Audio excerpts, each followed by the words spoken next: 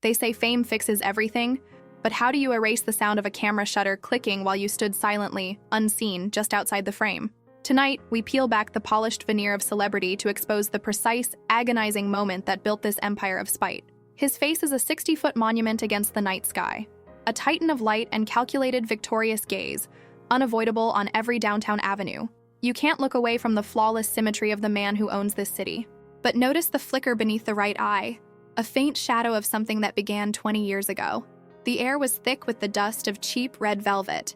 A photographer's hurried whisper, "Hold that smile." 7 figures stood beneath the heavy gilded arch. 7, not 8. He was standing by the mahogany console waiting for the signal, the simple invitation to step forward. It never arrived. The flash was a violent white explosion, freezing the scene, the collective, deliberate omission. That click was the sound of a door slamming shut. Not on a child, but on a future, furious empire. The air still smelled of ozone and cheap cologne. He stood there, frozen, hands still slightly raised, expecting the "come on in, kid" that never arrived. It wasn't the exclusion itself that shattered him. It was the slow, deliberate turning of 7 heads, checking to ensure he hadn't accidentally stumbled into their perfect frame. They knew he was there. They saw him, and they went ahead anyway. That moment wasn't rejection, it was curation. He learned right then that the worst kind of failure wasn't making a mistake. It was being deemed irrelevant enough to be invisible. The silence that followed the click was louder than the flash. He didn't storm out. He didn't cry. He simply waited until the photographer gave the dismissive nod, signaling the session was done. He watched them congratulate each other, already moving on to champagne and handshakes, the image of their unity secured. He realized they hadn't just excluded him from a picture. They had sealed a legal partnership, solidifying their control over the firm's future patents. He was not just left out of a memory, he was excluded from ownership. He left the room without a single word. Outside, the rain was cold, but the temperature inside his chest was volcanic. This wasn't professional slight, this was family. Or at least what he had been raised to believe was family. That realization, the absolute lie of their patronage, was the true fire starter. He walked for 4 hours, letting the shame dissolve into a metallic taste of pure, calculated vengeance. Shame, he decided, was a useless emotion. It only burdened the victim. Power was the currency, and he was suddenly bankrupt. He didn't return home that night. He went straight to the archive room, the basement storage facility where the records and drafts were kept. He understood something the 7 did not. The real value wasn't in the finished product, but in the process, the discarded notes, the proprietary mistakes. They had copyrighted their triumph. He decided to steal the blueprints to their destruction. He didn't want to win small. He didn't want merely to surpass them. He wanted to construct a world where their perfect photograph would look like a cheap, grainy antique. The rejection hadn't just hurt him, it had simplified him. Every extraneous desire, love, acceptance, peace, was instantly stripped away. He became a formula, purity of goal times ruthless execution. That night, hunched over dusty ledgers under a single flickering fluorescent bulb, he made the first entry in what he would later call the Shadow Index. It wasn't an accounting book. It was a roster of debts owed and weaknesses cataloged. He wasn't just tracking money. He was tracking the precise moment each of the 7 showed a crack in their armor. He realized his biggest advantage was that they already considered him defeated, invisible, the kind of person who could stand right next to their victory and still be overlooked. They expected him to retreat, to nurse his wounds in silence. Instead, he stayed, working 3 times harder, taking notes, observing the slight tremors in their partnerships, the drunken confessions, the marital discord bubbling beneath the surface of their flawless public smiles. He was the ghost they accidentally hired to spy on them, and ghosts don't need sleep. The true motive wasn't simply financial takeover, that was the infrastructure. The actual payload was psychological dominance. He needed the power to make them feel exactly what he felt that night, the crushing weight of utter, disposable insignificance. He began studying their history, not the corporate history they publicized, but the dirt beneath their fingernails, the favors they called in, the secrets traded during late-night poker games. He knew that to build an empire of spite, the foundation must be built on the precise, personalized misery of the targets. He discovered a transaction, buried deep in the financial reports, a 7-figure payment authorized 6 months prior to the photo shoot, marked simply as retention fee. It wasn't a bonus. It was a payoff to secure the silence of the 8th person, the one who was supposed to be in that photo, a senior associate who had been forced out quietly just days before. The realization chilled him. He wasn't the first person they had cast aside to perfect their narrative. He was just the cheapest. This insight changed his trajectory entirely. It was proof that the Seven weren't untouchable masters of fate. They were terrified men managing continuous damage control. Their unity was not based on loyalty, but on mutual blackmail and the shared fear of exposure. His goal shifted from simply competing to systematically dismantling the lie of their collective strength. Every decision he made, every risky investment, every sleepless night, was filtered through a single question. Will this make their perfect gilded arch crumble faster? He started small, selling the proprietary data he'd archived, not to their rivals, but to obscure third-tier firms they never bothered to monitor. He didn't want a single immediate blast. He wanted a slow, systemic infection of the market they controlled. He used the cash to hire 3 specialists: a ghost programmer, a corporate lawyer specializing in offshore structures, and, most importantly, a reputation manager who taught him how to market a narrative of success that didn't yet exist. He understood that perception was the first weapon of war. The pain wasn't gone, it was simply refined. Like metal repeatedly hammered and folded, it became stronger, sharper, less recognizable as its original form. The man who now occupies the 60-foot billboard is the ultimate product of that refining process. The calculating stare, the unbreakable ambition, it's all fueled by the specific, agonizing memory of cheap red velvet and 7 pairs of eyes looking straight through him. The flicker beneath his right eye isn't fatigue. It's the shadow of the man who stood outside the frame, permanently haunted by the promise of the fame he never asked for, only the inclusion he was owed. He is a monument built entirely on spite, and monuments, unlike men, never forget why they were erected.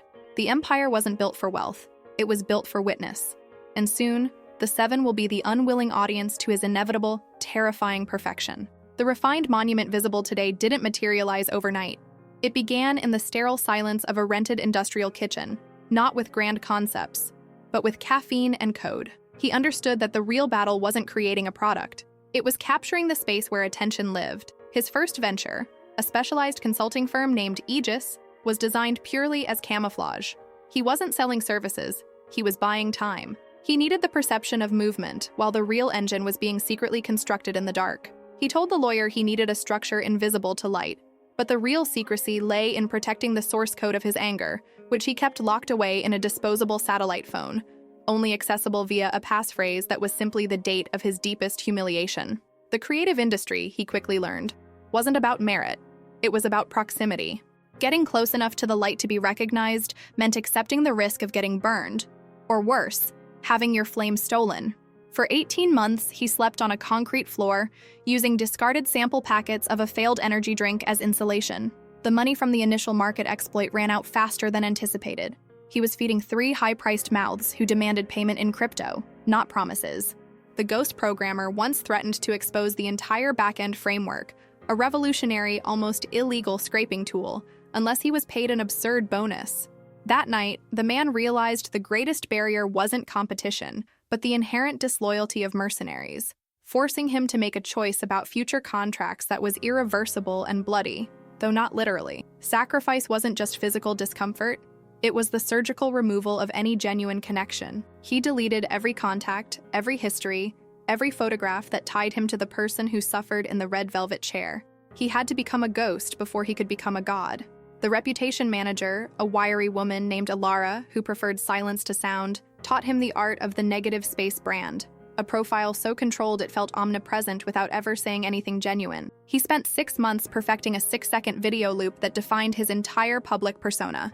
A shot of an empty, minimalist desk at sunrise. What the world didn't know was that the desk was a prop, rented hourly, and beneath it, tucked out of sight, was a cheap industrial battery keeping the lights on because the power had been cut weeks ago. The ascent was agonizingly slow. Every success felt like a temporary reprieve before the next inevitable crash. He was battling established gatekeepers, the big agencies, the legacy media houses, who had perfected the art of keeping new blood out. When one major publication finally agreed to profile Aegis, they demanded an interview that violated his strict rules of anonymity. He refused. Alara calmly suggested they manufacture the story. They didn't hire a writer. They hijacked a small regional tech blog's existing article about a successful competitor, subtly altering the dates, names, and metrics.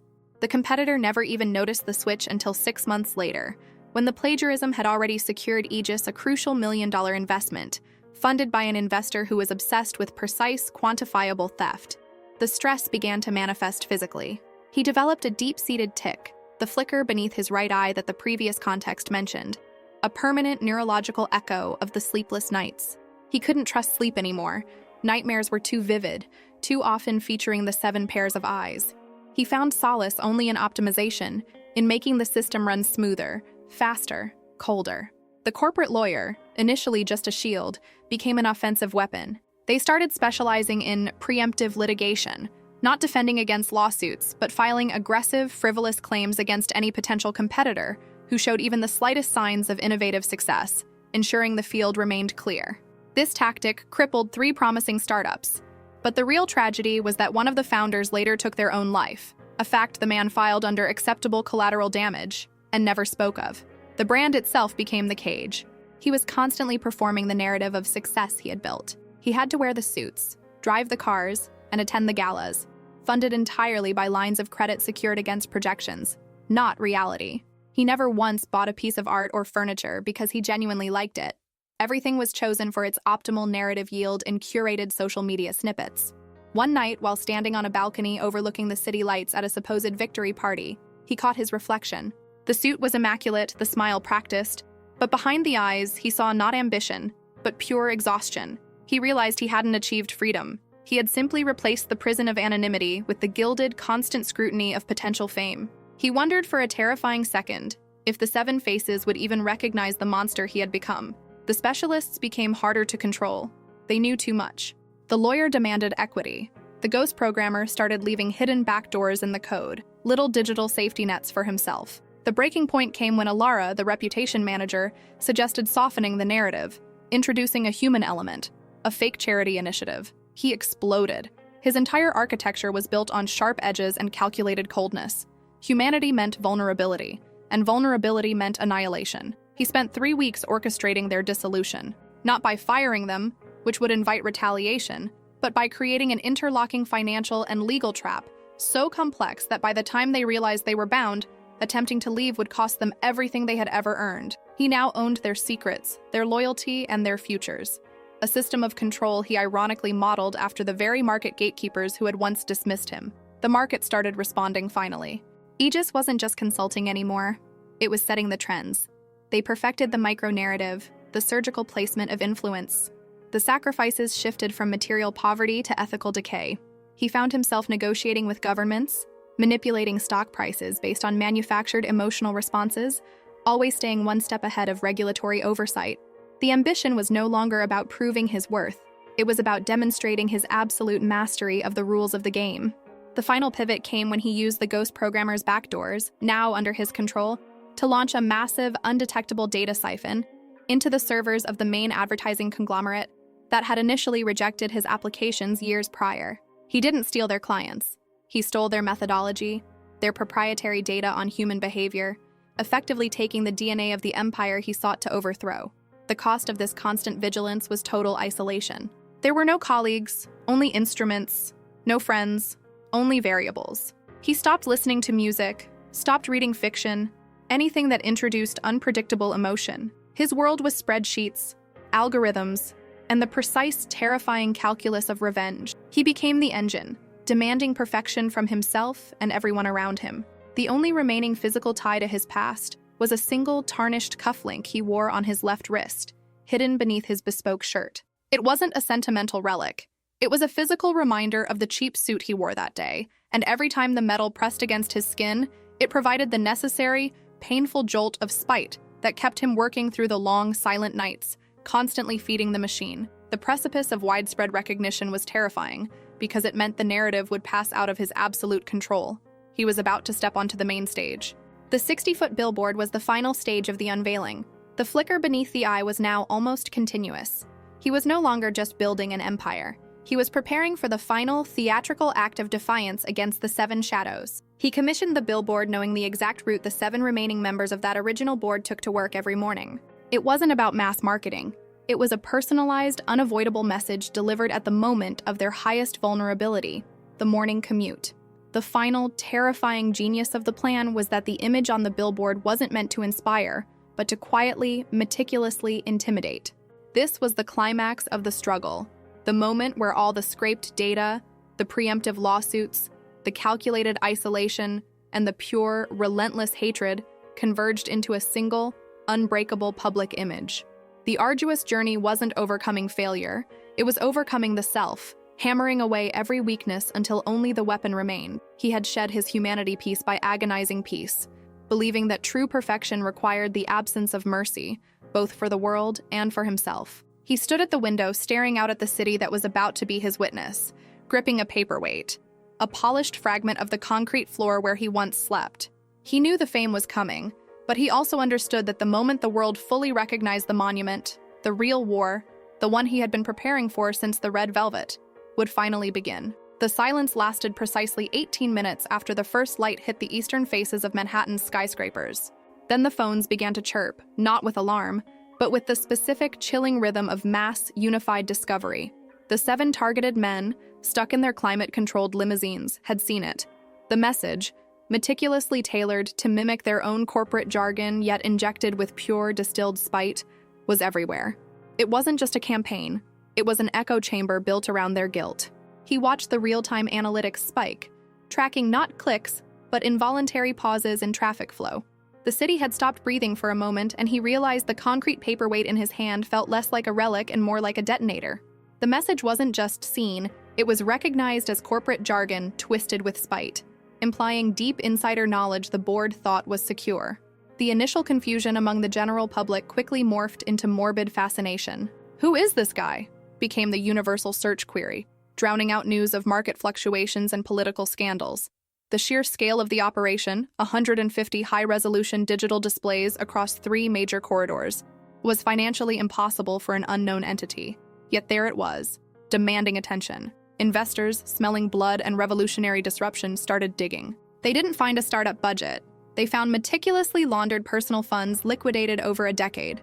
Where did he get that kind of capital while living like a shadow for so long? The question burned through the financial news tickers, but the protagonist, miles above the street level, was more interested in the private line connections he'd hacked weeks earlier. The 7 members of the board reacted exactly as predicted, denial followed by frantic, impotent rage. They issued a joint statement threatening litigation, but the threat dissolved instantly when the press realized the billboards were technically not defaming anyone.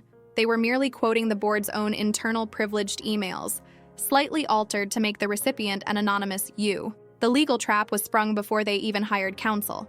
They were exposed, not by rumor, but by their own words, broadcast by a face they had systematically tried to erase from history. The cruel irony was that the very lawyers they usually relied upon were now fielding calls from rivals eager to exploit the sudden weakness in their armor. Who provided the ethical loophole that allowed the usage of private corporate communication in this way? The protagonist's image, a photograph taken years ago, right before the expulsion, edited only slightly to emphasize the cold, unsettling intensity in his eyes, was becoming the day's meme. It was the face of silent, ruthless competence. Coffee mugs, t-shirts, and bad Photoshop parodies appeared within hours. This wasn't marketing. It was viral wildfire fueled by the public's inherent schadenfreude toward the untouchable elite. The momentum was terrifyingly swift. Major news networks scrambled to book interviews with anyone who claimed to know the architect, as the tabloids quickly christened him. But he wasn't granting access. He was waiting for the one call that truly mattered, the one from the manor, the place where the crimson drapes still hung, symbolizing the life he was forced to abandon. Had his mother or father seen the image yet, plastered above Times Square? His old life, preserved in glass and dark wood, was suddenly under siege. The family, insulated by decades of generational wealth, suddenly found their mourning roots hijacked by the specter of their failures.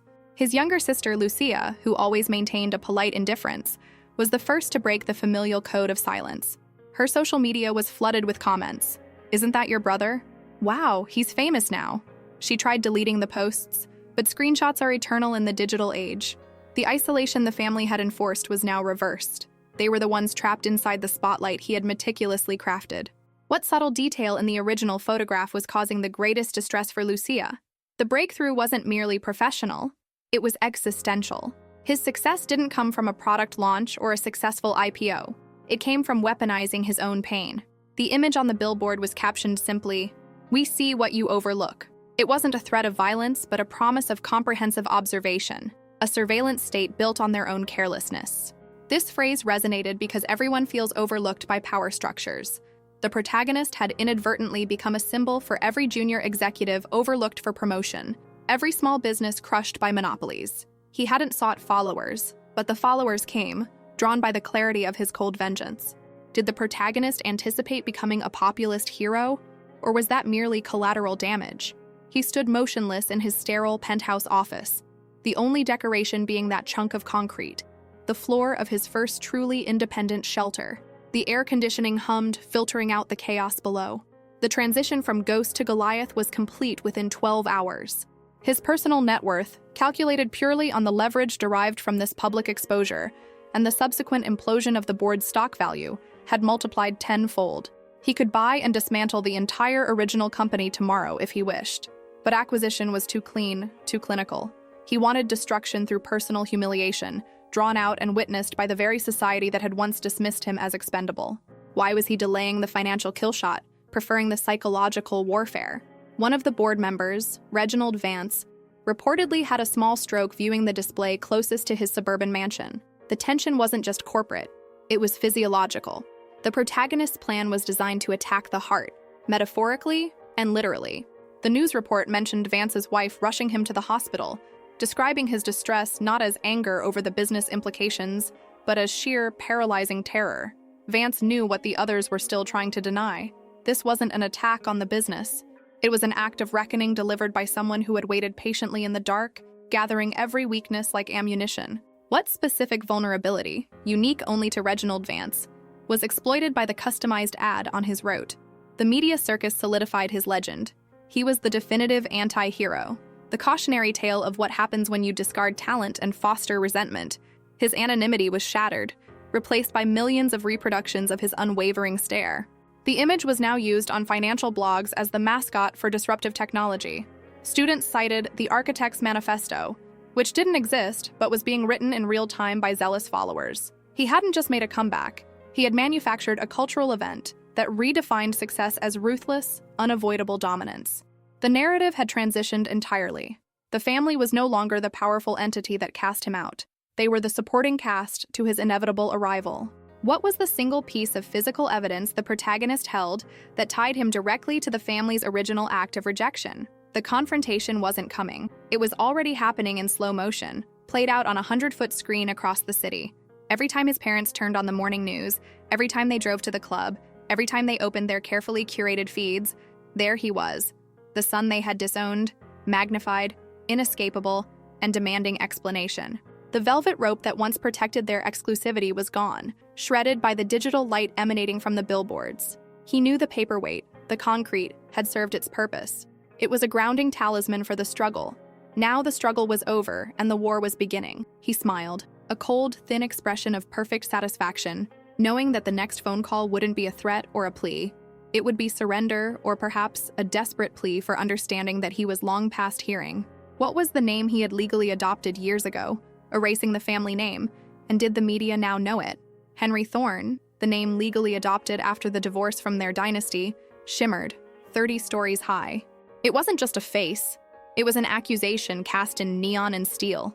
The traffic had stopped dead, a grinding metallic pause that captured the precise moment Elias Thorne Sr., driving his bespoke Bentley through the financial district, lifted his gaze from the polished walnut dash. He wasn't looking for billboards. He was looking for flaws in the city he believed he owned. He found one, glaring back at him with the familiar, unsettling sharpness of his own youthful eyes, now magnified and indifferent. The ad wasn't for finance or property. It was for a revolutionary security protocol, a product designed to fortify the very walls Elias had always felt impervious. Henry, sitting 3 miles away in his sterile glass and chrome penthouse, didn't need a live feed to picture the precise contraction in Elias's jaw. He knew that face better than his own reflection. That sudden, involuntary jerk of the hand toward the volume knob, trying to mute the visual noise. A futile gesture. Henry allowed himself a brief, almost painful surge of triumph. But beneath the satisfaction, a colder, deeper realization surfaced. This victory felt less like conquering a mountain and more like finally being able to breathe after years underwater, only to find the air tasted of ashes. He had chased recognition, but what he got was compliance. Elias was trapped by public space. He couldn't speed away or pretend he hadn't seen it. The city was watching him react to the son he had publicly dismissed as a failed experiment years ago. He was seeing the full, terrible scale of Henry's success, recognizing that this wasn't some minor entrepreneurial flair. The media had already been connecting the dots, whispering about the discarded scion who had weaponized his trauma into billion-dollar ventures. But what the media didn't know, what Elias was desperately trying to deny in that stalled traffic, was the true reason for the original rejection. It wasn't a business failure. It was something far uglier, buried deep in the family archives. Henry remembered holding the paperweight that day, the jagged chunk of concrete pulled from the demolished foundation of the company's first failure, the one Elias blamed him for. It wasn't just a symbol of failure. It was a testament to the lie. Henry still kept it, not as a talisman of struggle anymore, but as a cold, dense reminder of the precise cost of familial loyalty. He wondered if his mother, Eleanor, was with Elias, witnessing the monumental shame unfolding across the facade of the Thorn Tower competitor building. Eleanor was the true architect of the silent, the one who had meticulously crafted the narrative of Henry's inadequacy. The first contact came not via text or email, but an old-fashioned landline call routed through his heavily encrypted private network, bypassing multiple layers of digital defense.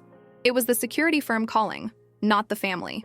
They were reporting a breach, not a digital one, but a protocol violation. Someone was demanding immediate access using the long-disused family code phrase, Aeternitas, Latin for eternity. Henry hadn't heard that phrase since his grandfather's funeral, a coded word that unlocked the deepest secrets of the Thorn legacy. Henry declined the transfer immediately. He didn't want to hear Elias's voice distorted by panic and forced humility.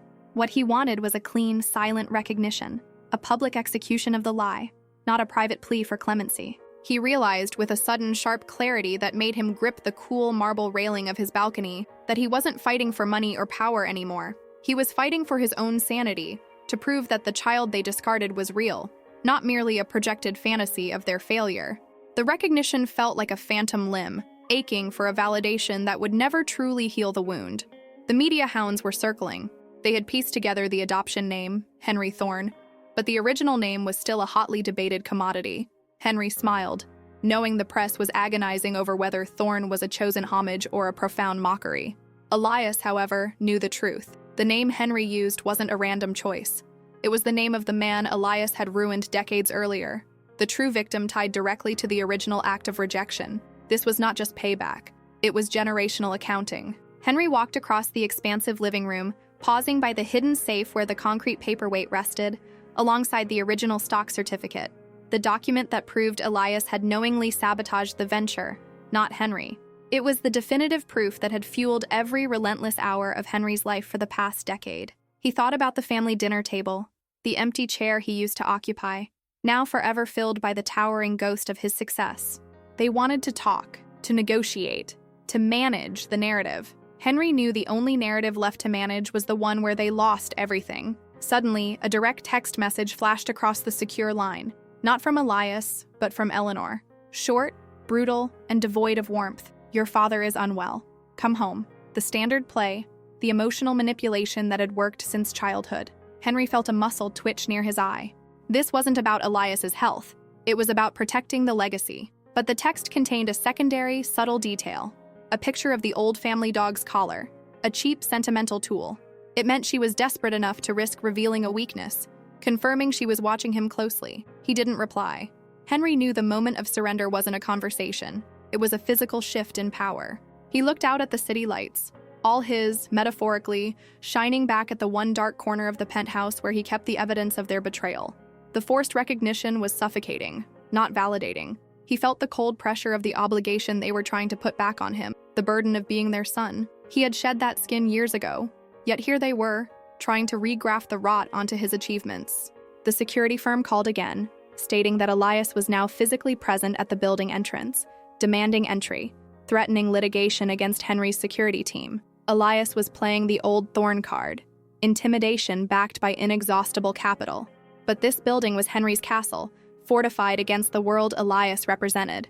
Henry's lips curled into that thin, cold smile again. He finally picked up the phone, not to speak to his father, but to his head of media relations. "Issue the press release," Henry commanded. "Release the details of the 1998 acquisition fraud, and make sure Eleanor gets a copy first." This wasn't about being seen anymore. It was about ensuring they were definitively blinded by the truth. The internal war raged. The boy in him screaming for a hug, the man demanding complete scorched earth justice. The man won. Elias, standing down in the lobby, surrounded by cameras and guards, was a pathetic sight. A caged lion. Henry knew this was the point of no return. The paperweight sitting unused in the safe represented the broken foundation. Now, Henry was ready to watch the entire structure crumble, piece by expensive piece. He had wanted them to see him. Now they would, and they would never unsee what followed.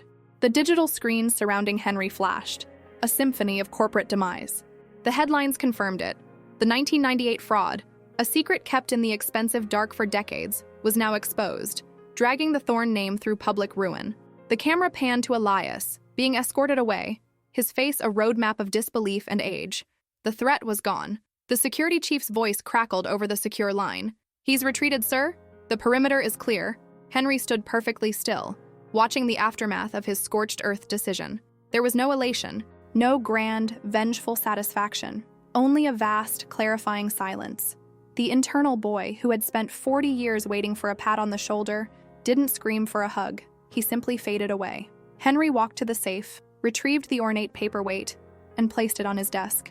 It wasn't a symbol of the foundation he wished to build with Elias. It was the heavy, cold marker of the impossible demand. He looked at it, not with hatred, but with a detached pity. He didn't shatter it. He didn't need to. It was already dust. The validation he had sought wasn't external. It was structural.